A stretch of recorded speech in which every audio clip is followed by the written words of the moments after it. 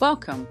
You're listening to Literacy Now, the official podcast for the nonprofit organization Parents for Reading Justice, and I am your host, Brett Tingley.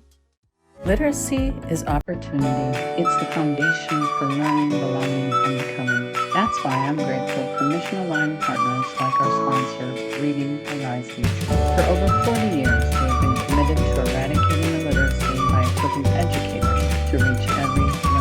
They walk alongside teachers, grounded in the science of reading, and focused on what truly matters, making an impact. Thanks to Reading Horizons for supporting today's conversation. Learn more at readinghorizons.com. Good afternoon. We have with us today Dr. Heather Peske, and I actually knew your predecessor, Kate Walsh. She searched me out and asked me to work with NCTQ for a little while. And she said that parents were kind of the secret sauce. And so I, of course, think that she's brilliant. What was really needed to cement the science of reading into kind of the whole national effort. So, but I'm very excited to work with you as well. I love what NCTQ is doing. So let me give everyone your more formal introduction. In 2022, Dr. Heather Peske was named president of the National Council on Teacher Quality, bringing over 3 decades of experience in education. She previously served as Senior Associate Commissioner at the Massachusetts Department of Elementary and Secondary Education, where she led initiatives that drove student achievement and graduation rates, record student achievement and graduation rates. A former elementary teacher and noted author, Dr. Peske has held leadership roles at the Education Trust and Teach Plus, and continues to advocate for strong teacher development while parenting 2 children in Massachusetts public schools. Thank you so much, Brett, for the warm welcome. I really appreciate being here. Absolutely. Now, did I miss anything, or is there anything you would like to add? I don't think so. I really appreciate your remarks about the parents as the secret sauce to getting this work done. As both a professional who works in education and as a parent myself of 2 teenagers, I'm well familiar with both roles. Absolutely. I wanted to also, a lot of times we'll begin by asking our guests, what is their why? Like, what brought you to this work, and why is this important to you? Well, first, I've always loved teaching. And so even as a child in my neighborhood, I was always the person who was leading other kids in playing school. So I've always loved teaching. And so I started in this field over 30 years ago as an elementary teacher. And yet, Brett, the problem is that as an elementary teacher, I was not particularly successful in teaching my students to read. And at the time, whole language and thematic units were a large part of how teachers were supposed to be instructing students, at least in the district where I was. And I just found that it didn't work very well. And now, over 25 years later, I find that as a policymaker and as a researcher and advocate, I'm really driven by my own previous failures as an elementary teacher. I simply put, I didn't serve my students as well as I should have. And that thought keeps me awake at night. It worries me. And it drives me in this work now to try to do even more at scale what I didn't do so successfully as a 4th grade elementary teacher. And then I'd say second, as a parent myself, I know what it was like for my own children to learn to read. And in many ways, there were struggles on the one hand of one of my children to learn to read, and the other read quite quickly and fluently. And so I bring to this work the experience as both a teacher and also as continuing to be a parent in this work. Well, and one of the things that Emily Hanford talks about is that when we know better, we do better. So as a parent who initially was kind of angry with my child's teachers because I thought they knew all of this, we actually really feel like we are not only advocating for our children to learn to read, but also for teachers to get appropriate preparation. So I feel like we can really collaborate, and I think that it's such important work that you guys do. But tell me, how did you learn about the science of reading? If you weren't educated in college, how did you come to this? Well, I came to this not so many years ago, actually, and it's kind of remarkable to me because the research base has been there for 50 years, and I learned about the science of reading as a state policymaker in Massachusetts probably about 10 years ago. Mhm. So the gap between the research base that's been out there and getting that research and knowledge to teachers and principals and districts and state leaders, that gap has been pretty wide. So I learned about it through my work in Massachusetts as a state policymaker.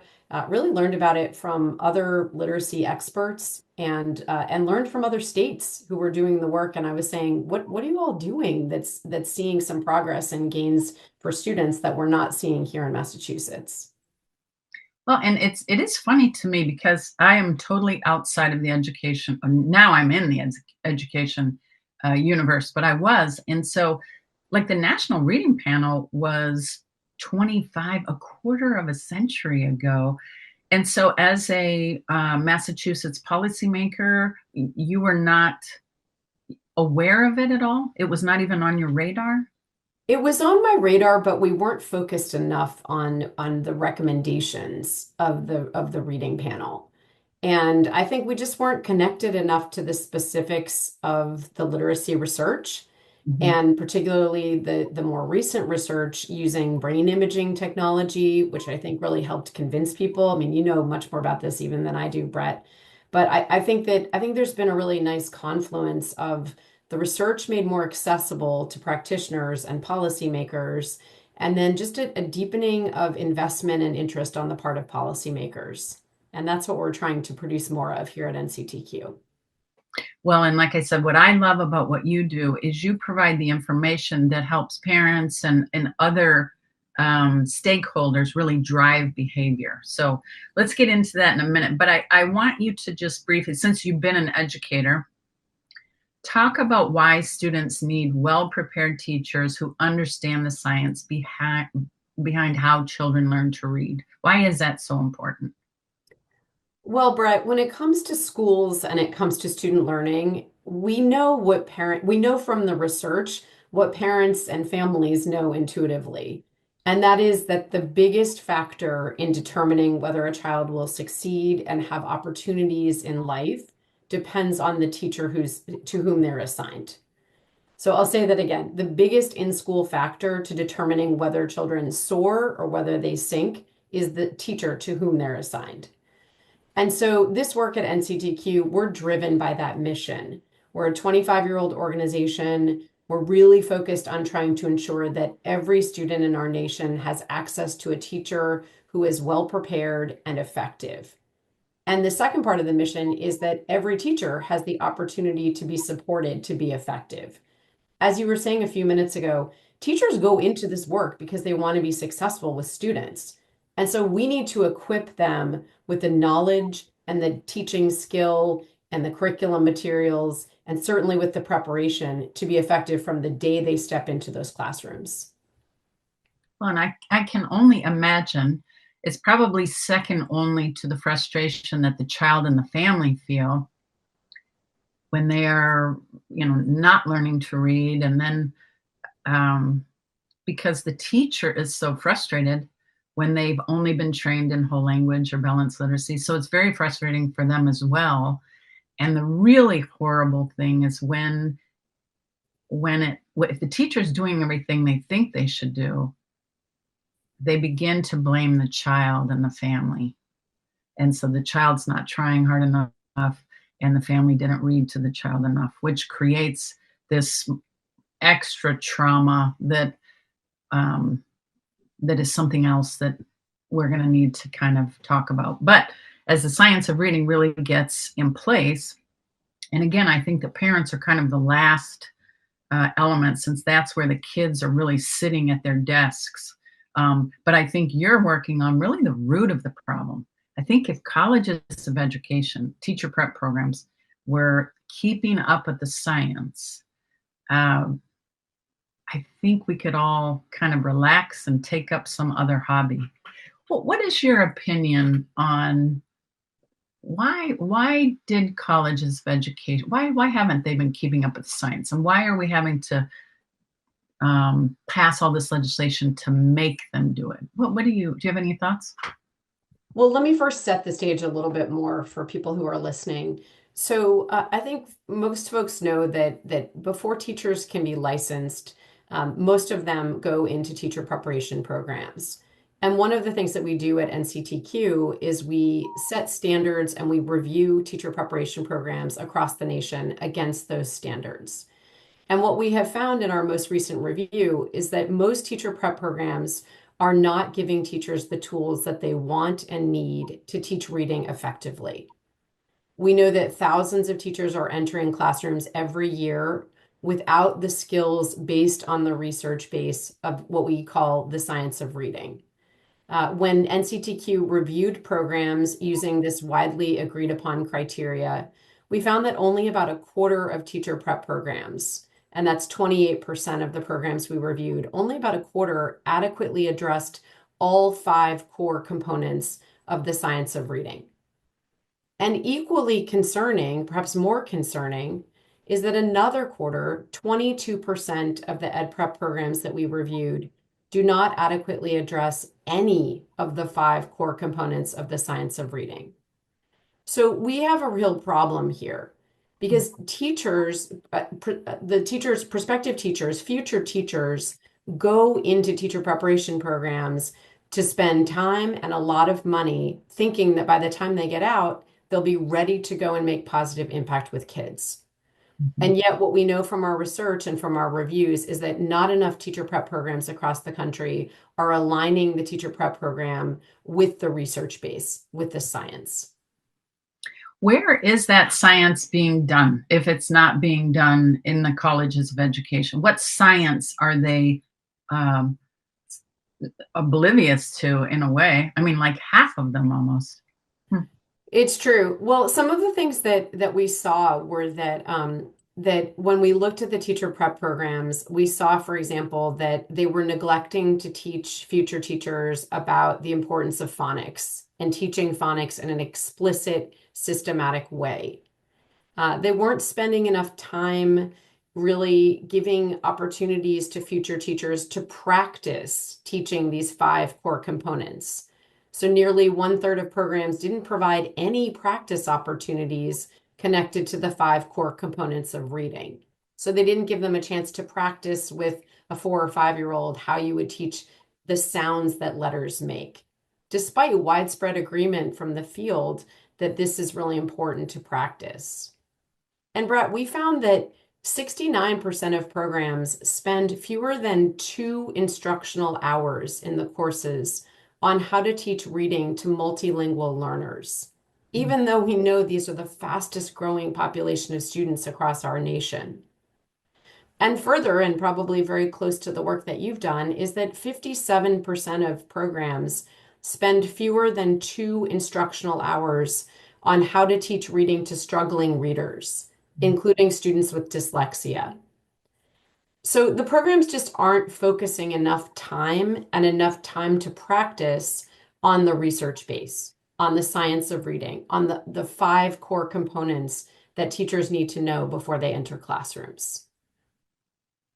Well, and it's interesting to me because NAEP, when you look at the NAEP scores, the National Assessment of Educational Progress, when you said struggling readers, so up to 20% of kids can be dyslexic, but really there's only 1/3 of students in this country today who are reading proficiently at grade level. So that means 2/3 of children are struggling readers. I mean, that's a huge amount of kids that these teachers are, unfortunately, the majority of teachers are unprepared to teach. That's shocking. That's right, Brett. We have a national crisis when it comes to literacy. And yet we know the way out of this national crisis, and that's to use the research base, to use the most effective methods that we have to teach reading, what we often refer to as the science of reading. And so we know that if teachers were prepared and well trained to use the science, to use the research, to use the best instructional methods aligned to these 5 core components of the science of reading, we know that we could exponentially increase literacy outcomes for students across this country. Well, I love your work because, again, what we can do as parents and stakeholders is we can use your ratings. And I want you to talk about your ratings so that parents are very, very familiar, but that we can use those ratings to drive higher ed behavior to get at the real root of this whole problem. So, can you talk to us about really kind of the logistics of how it works? And then I'll talk about how we have used it, and I found it to be very beneficial. Sure, I appreciate the question. And again, thanks for the invitation to be here. So Absolutely. the National Council on Teacher Quality, NCTQ, does what we call the Teacher Prep Review elementary teacher preparation programs across the country. And we set standards based on the research and working with reading experts as well as with teacher prep faculty across the US, we set these standards for what the teacher prep programs should include in their programs to get these prospective teachers ready to be effective in teaching reading. And when we set the standards, of course, we look at the extent to which the programs are well preparing candidates across the 5 core components of the science of reading. So we look to see to what extent do the programs focus on phonemic awareness, phonics, fluency, vocabulary, and comprehension. These are the 5 core components of the science of reading.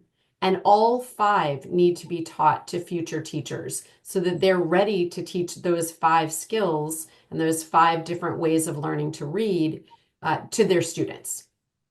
And then we look at the program's descriptions in their syllabi and in the instructional materials that they use.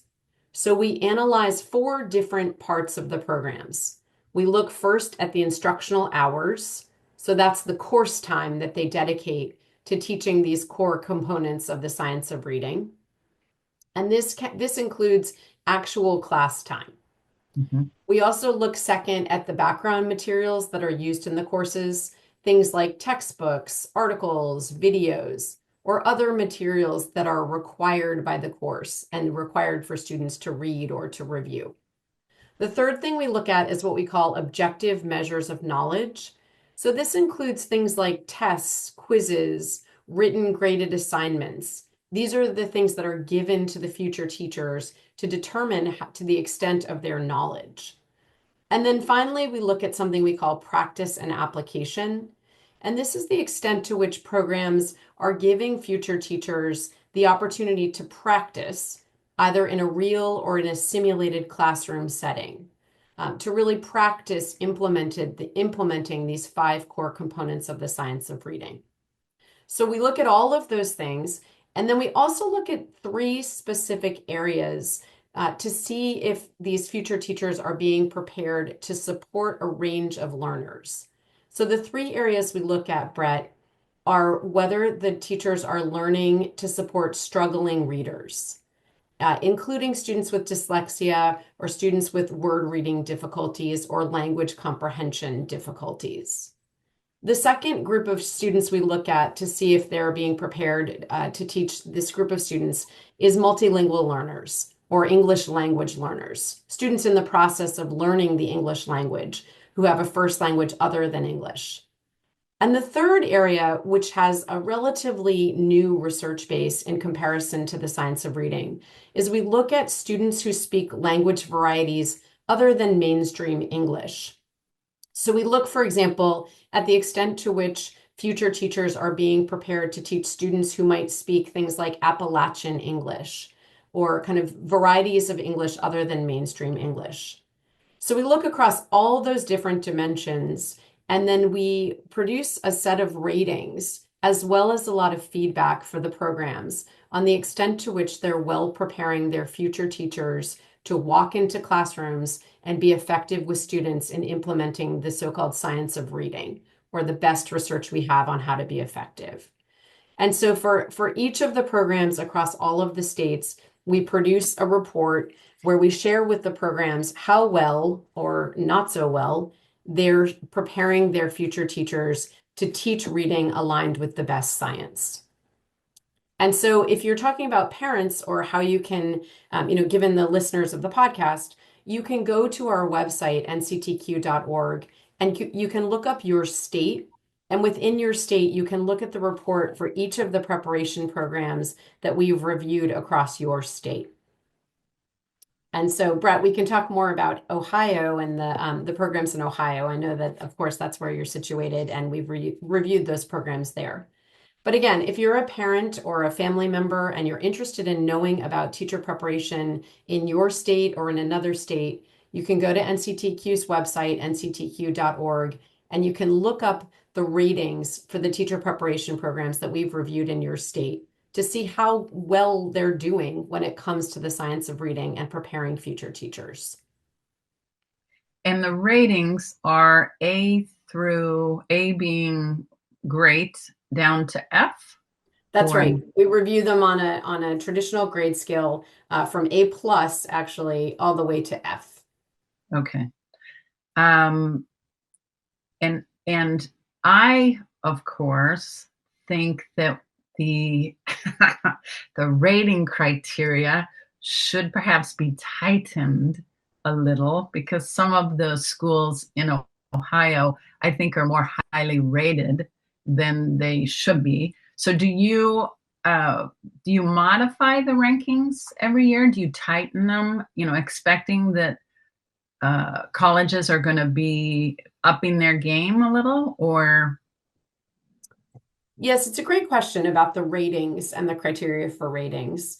And so we evaluated in 2023, which is our most recent review, we evaluated nearly 700 programs across the country, including 26 programs in Ohio, on this question of how well they prepare aspiring elementary teachers to teach reading. And so when it comes to the ratings, we produce a summary rating for each of the programs from A plus to F. And when we looked in Ohio, we found that one out of, we looked at 26 programs in Ohio. We evaluated 26 programs in Ohio, and 31% of them earned an A for preparation in reading. And if you earn an A, it means that you're adequately teaching all 5 core components of reading: phonics, phonemic awareness, vocabulary, fluency, and comprehension. So if you earn an A, that signals they're doing an adequate job of teaching all 5 core components of the science of reading. Now, I will say that the other thing we do is we look to see to what extent do the programs include what we call contrary practices in their programs. And a contrary practice is an instructional method that runs against the research. In other words, it's a debunked method of teaching reading. So this includes things like 3Qing or balanced literacy or running records. Simply put, these are methods that the research says are not effective when teaching kids to read. Mm-hmm. And so when we review programs, if they have contrary practices, we downgrade them by 1 letter grade. But Brett, I think your question is fair about, do we revise the rating scheme or do we revise our review? In 2023, we did revise the standards that we use to review the programs because advocates like you and others had given us really good feedback that we needed to have higher standards for how we were reviewing teacher preparation programs.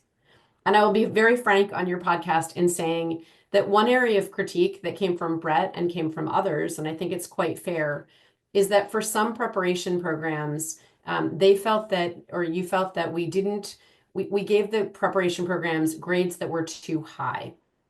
And part of the reason for that, and this is kind of a technicality of our review, is that if we find contrary practices in place in the teacher prep programs, we downgrade the program by 1 letter grade. But if they're using multiple contrary practices, we still only downgrade them by 1 letter grade. So in some ways, the programs are benefiting because they're only knocked by 1 letter grade, even if they use multiple contrary practices. And so that's happened in a few cases, and we have received that feedback. And we're in the midst of puzzling over that right now at NCTQ to see to what extent should we revise our rating scheme based on the good feedback from advocates and from others. And when will you be making that decision? And when is your next cycle?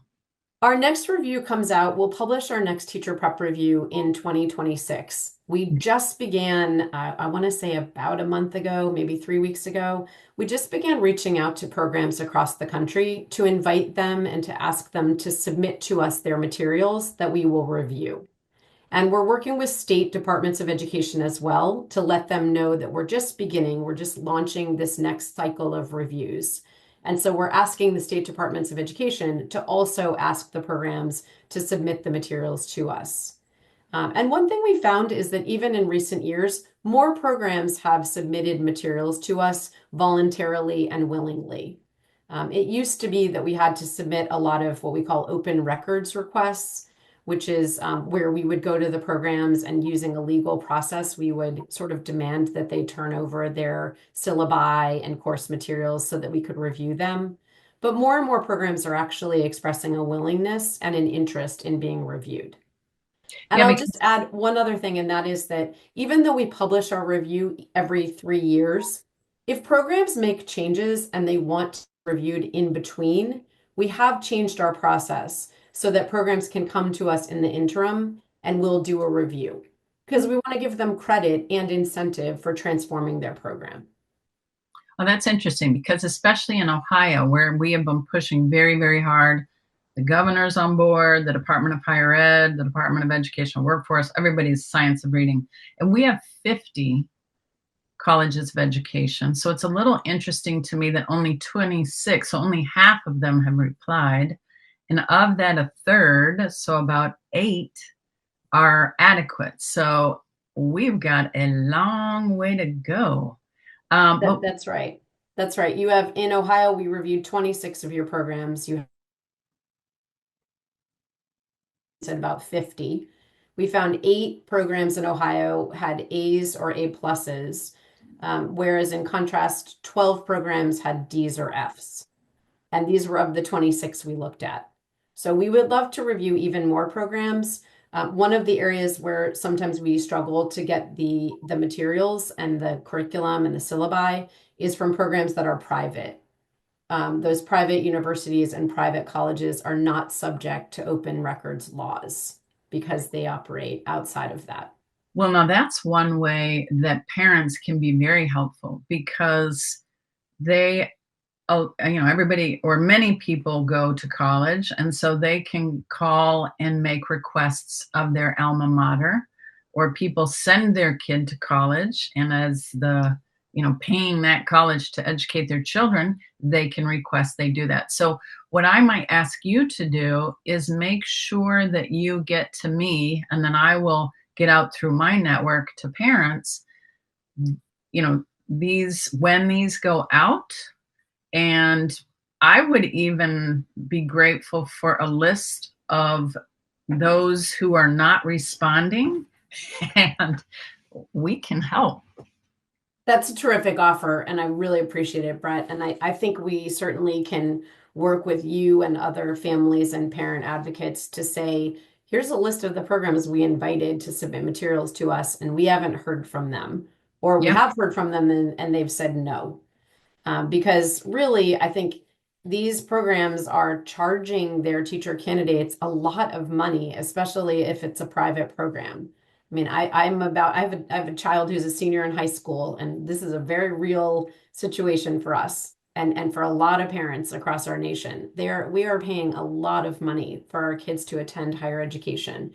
And our assumption and those students' assumption when they enroll in teacher prep is that they're being prepared to be effective when they get out and they go in to teach students. And so it's a waste of time at best for teacher candidates who don't get access to the science of reading.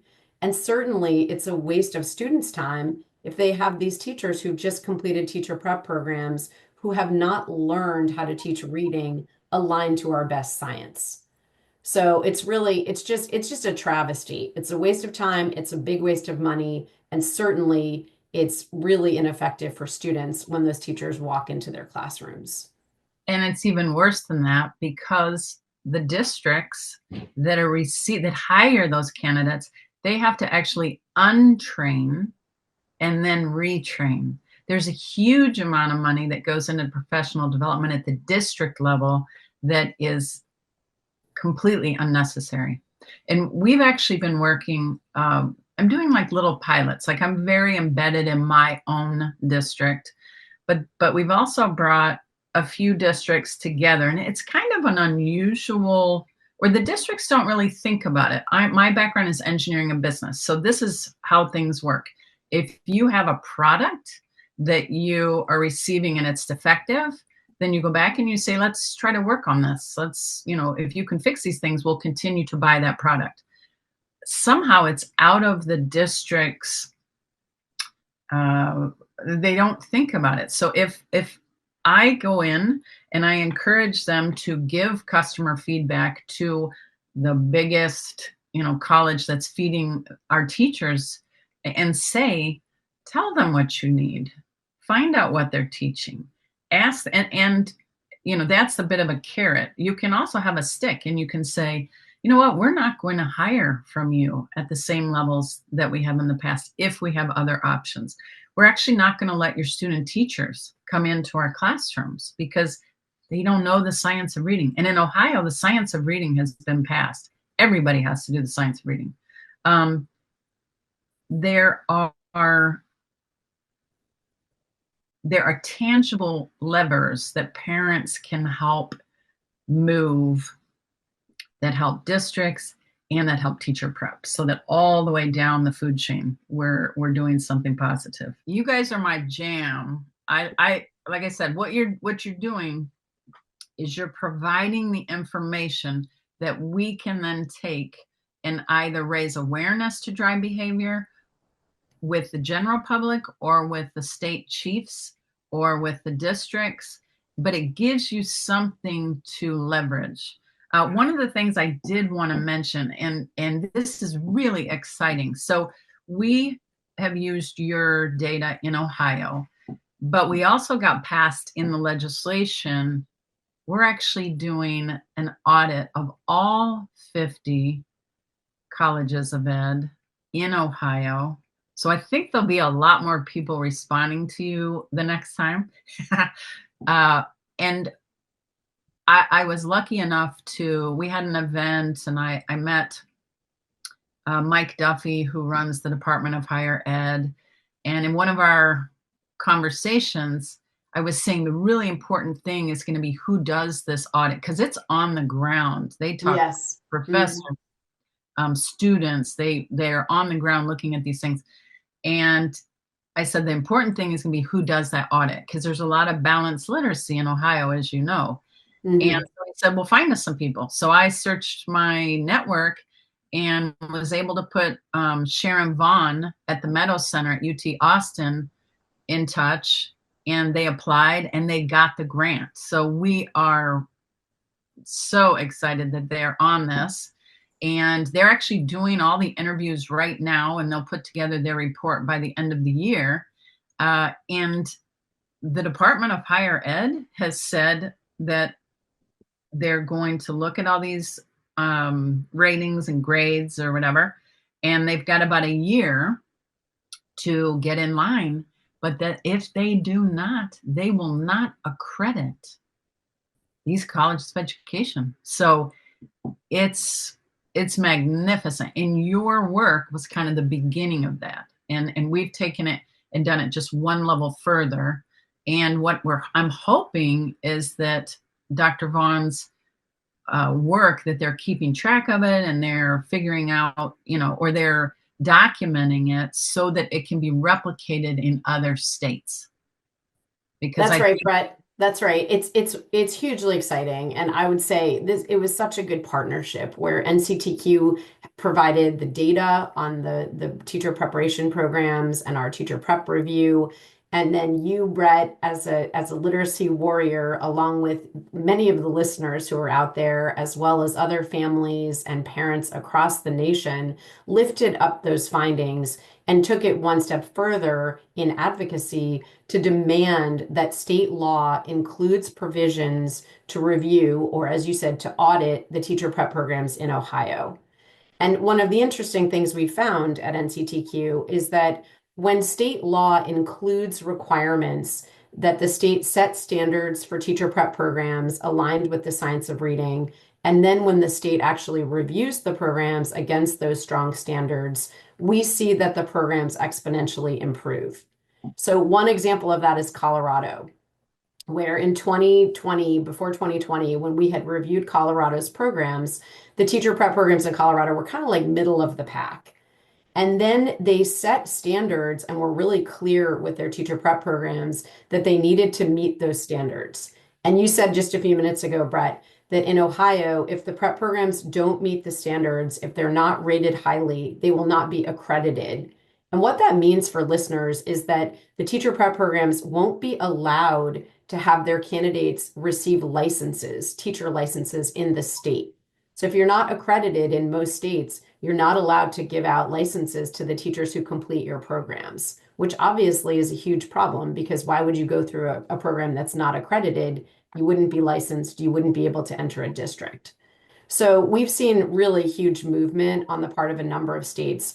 And when we last reviewed Colorado's programs, they now are at the front of the pack in terms of where they stand. And that's because the state set standards for Colorado programs, and then they reviewed them against those standards. And in some instances, they said, you are contingent upon improving. If you want to keep your accreditation, you have to improve along this timeline. So we're really seeing a much greater level of seriousness across the nation in terms of the importance of teacher prep, in terms of setting standards for teacher prep, in terms of the science of reading being learned in teacher prep, in terms of holding teacher prep programs accountable. I think just for far too long, we've overlooked and ignored teacher prep as a really critical, important resource to ensure that our teacher force knows how to teach the science of reading. Brett, a few minutes ago, you were talking about the implications. The consequences for districts are tremendous when they hire teachers who have just come out of teacher prep programs and they don't have the knowledge and skills to teach the science of reading. Districts are having to spend millions of dollars to remediate for that lack of knowledge and skill. And we don't have millions of dollars in education right now. There's not money to be wasted. There's no time to waste, certainly for students, and certainly not on the part of teacher candidates. So I see this as a really fruitful partnership where NCTQ's produced the data, and then parents and families and advocates have helped to move it forward to change policy and practice. I agree 100%. I saw it with here in Central Ohio. Intel was, and we hope they still are, we're not sure, coming to make a chip plant. They were going to build a chip plant. And I read about how the Intel went into the colleges of education and said, this is what we need, A, B, and C in your graduates, this kind of engineer, this kind of, get that going. And I thought, why in the world would the districts not go in to the colleges of education that supply their teachers and say, this is what we need? So we've started to do that, and I think it's incredibly valuable because you can talk about little kids and the emotional harm that it does to them and their families. But when you start talking money, I know that sounds ugly, but money talks. And if we are going to threaten their income stream, then they'll play ball. So you mentioned a little bit, you started to get into kind of the statewide information that you come up. So you're looking at individual colleges of education, but then you also have some recommendations for states. So if you could talk about that, I think that's very interesting as well. Sure, I'm happy to. So we've done this work around teacher prep reviews. And then NCTQ has also done work where we looked at state policy actions to strengthen the implementation of the science of reading. And we identified 5 main actions that states can take in order to improve reading outcomes for students. And so I'll just list these 5 main actions that states can take. The first is they can set standards for teacher preparation. So they can set standards that say that teacher prep needs to align with the science of reading. The second thing is that states can review teacher preparation programs against those standards, and they can determine whether or not the teacher prep programs should continue to be allowed to exist and should be continued to be allowed to give licenses to teachers. That's the second action. The third action is that states can adopt a strong reading licensure test to ensure that before teachers are licensed, before they get into classrooms, they demonstrate that they have the knowledge and the skill of the science of reading. And the fourth action is that states can require that districts adopt and use and skillfully implement high quality curriculum materials. So really making sure that the instructional materials that are being used by teachers are supportive of teaching the science of reading.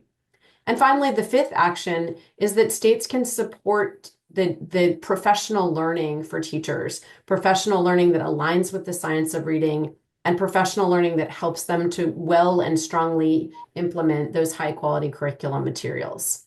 So we've looked across the country at those 5 core actions for strengthening and improving outcomes for reading.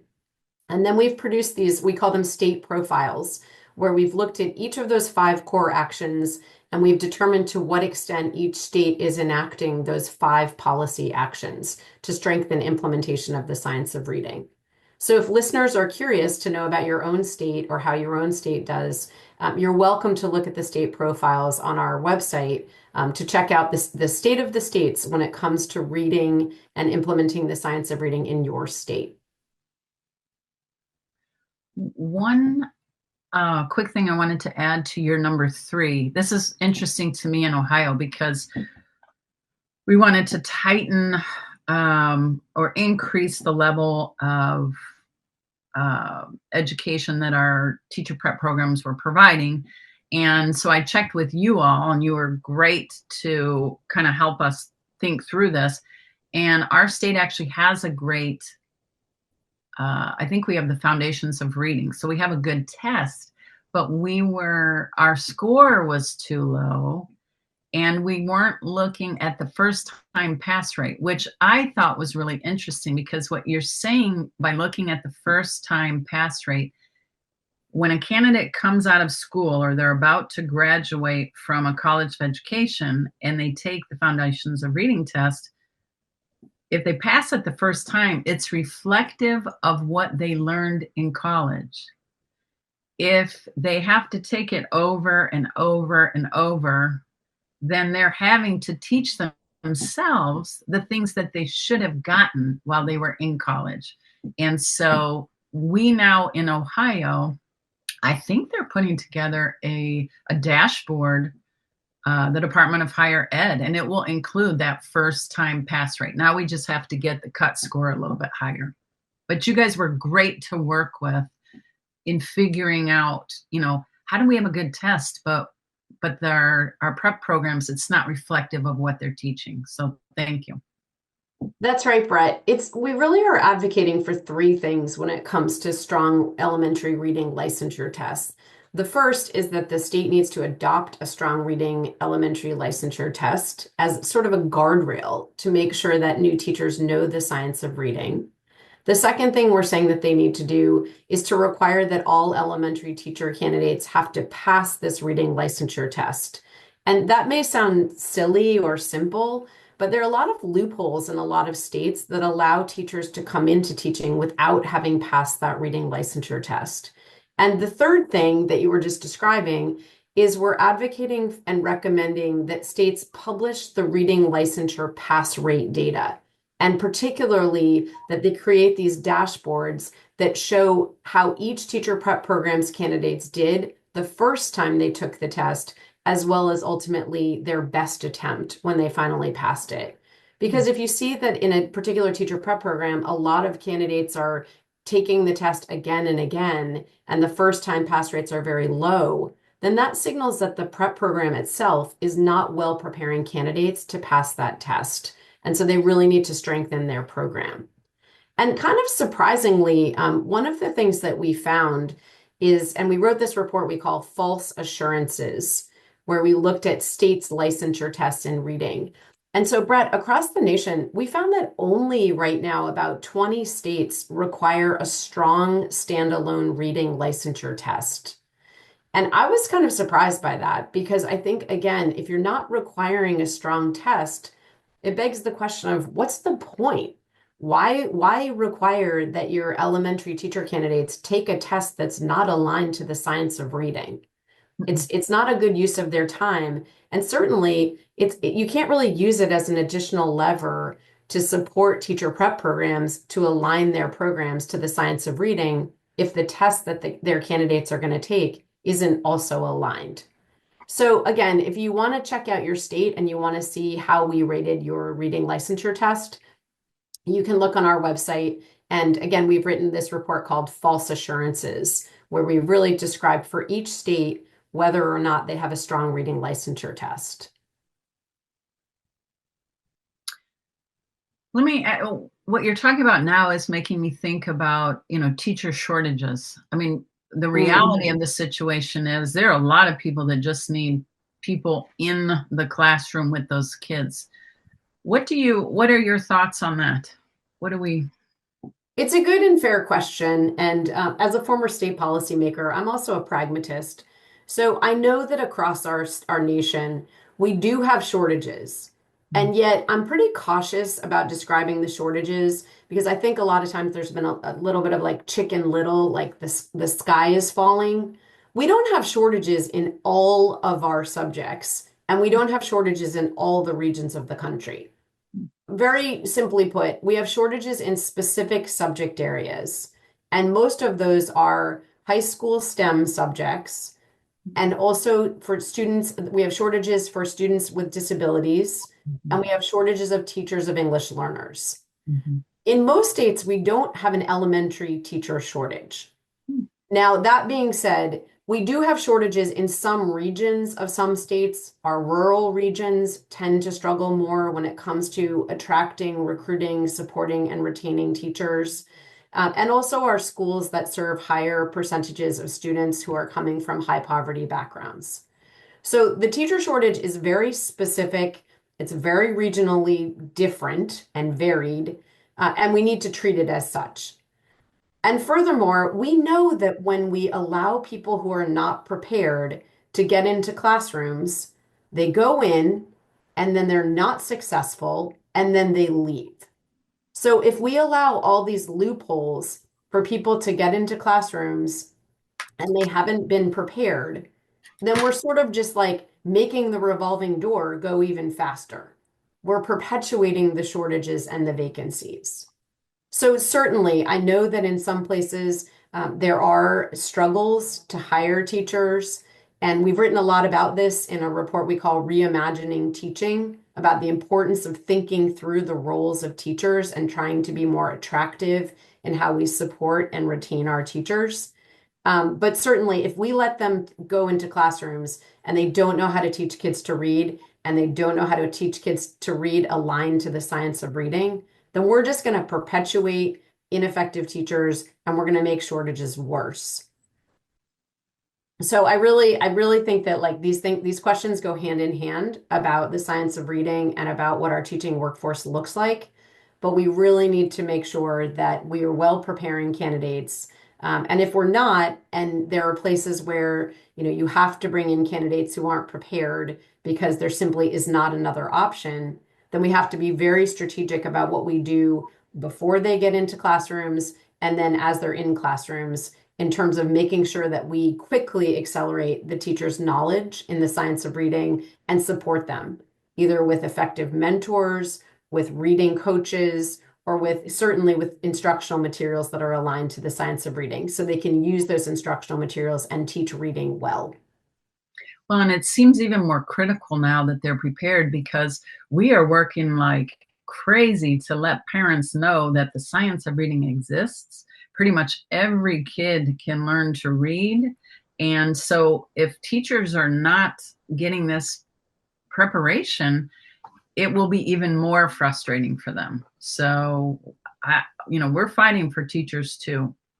That's Um, right, Brett. And it's really, I mean, families and parents know this so well that that when you can't get good reading instruction in schools, many families have to turn outside of schools.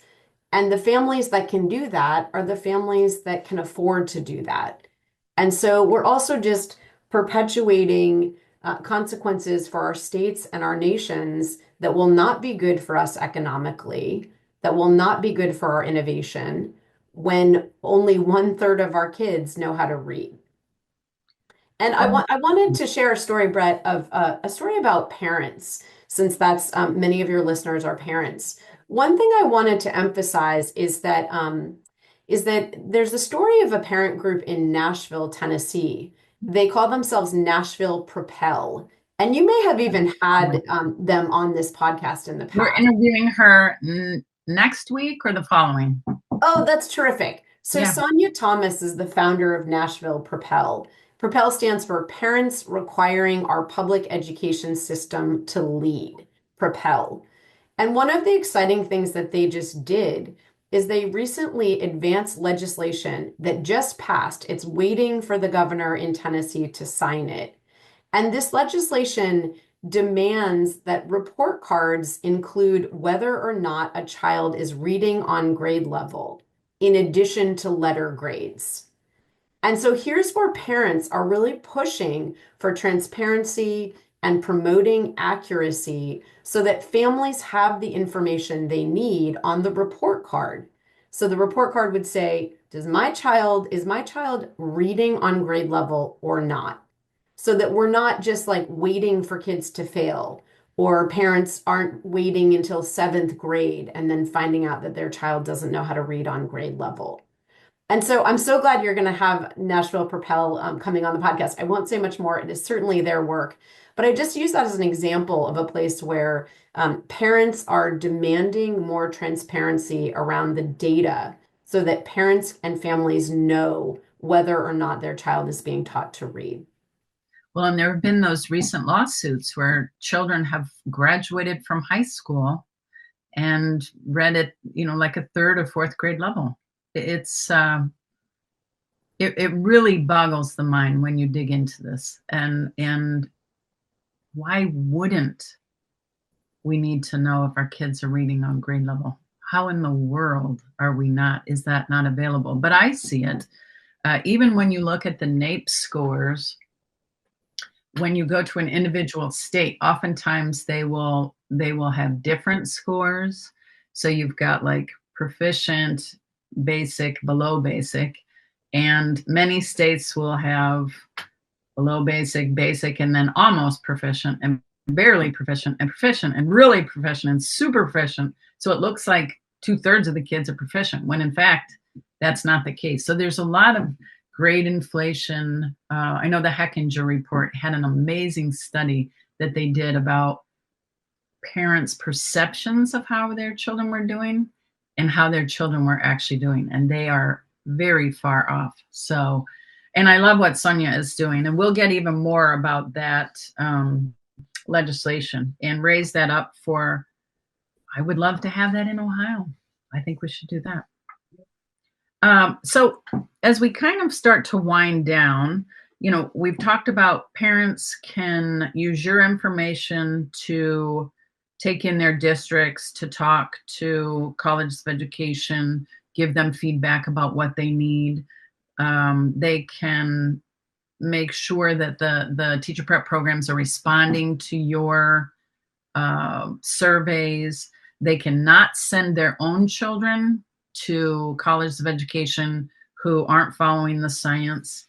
And they can encourage their districts not to allow student teachers from those low performing colleges of education into their districts for their student teaching. Are there any other things that you think that parents could do?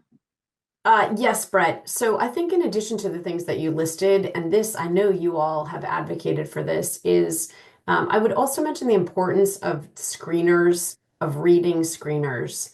And so parents can ask that their district, and I say ask, you can demand that your district administer annual screening, reading screening to your children.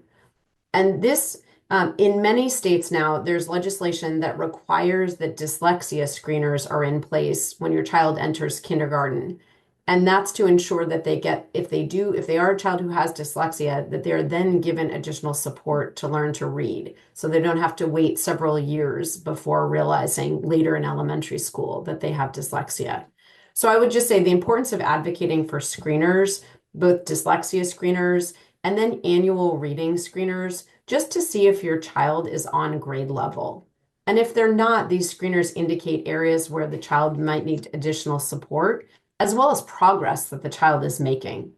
So really just making sure that parents are clear about where their children are when it comes to their reading. And then the other thing the parents can do is you can find out if your school and if your child's teacher is using curriculum that's aligned to the science of reading. And so really asking the question about what's the curriculum that is being used to teach my child to read, in certainly in grades K through 5. I might even go up further into middle school. I was always that parent who was saying, so what's the curriculum you're using to teach my child to read? What's the curriculum you're using to teach my child to do math? And then really doing analysis, and it doesn't take much to find out if that curriculum is aligned to the science of reading.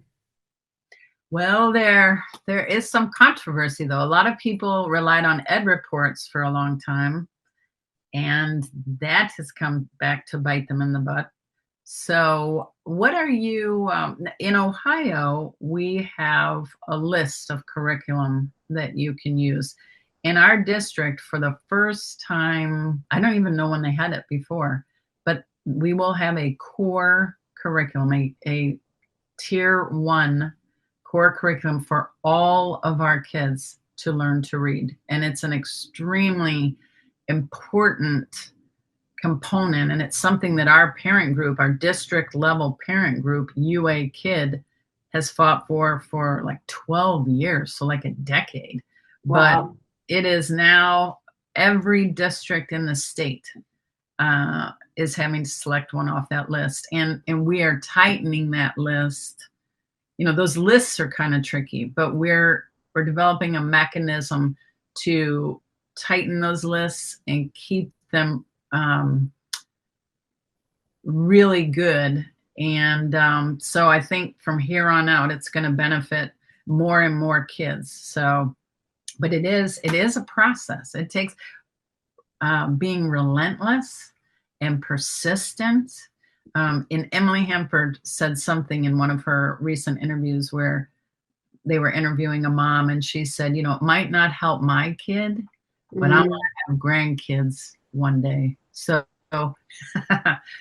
we're not going anywhere. And like I said, I love that we're a stakeholder that has found your information and that we can partner to really shift some behavior. So thank you for what you're doing. A lot of times I like to close out just by asking, you know, is there any advice or any last thoughts you might have for our listeners?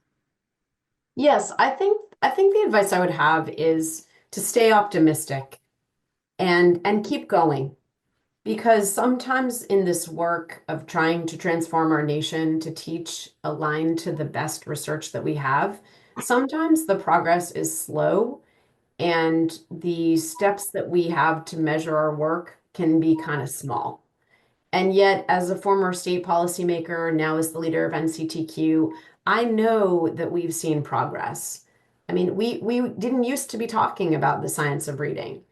We're now seeing teacher preparation programs at NCTQ that want us to review them, sometimes want us to review them even before our review cycle continues.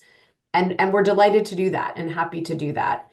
And so I think more and more we're also working more hand in hand. So advocates for children, parents, families of children who have dyslexia are working more side by side with policymakers. And it's really exciting to see. And to your earlier point, Brett, our nation's report card, the NAEP exam, is showing us that still only about a third of our students across the country are reading on grade level.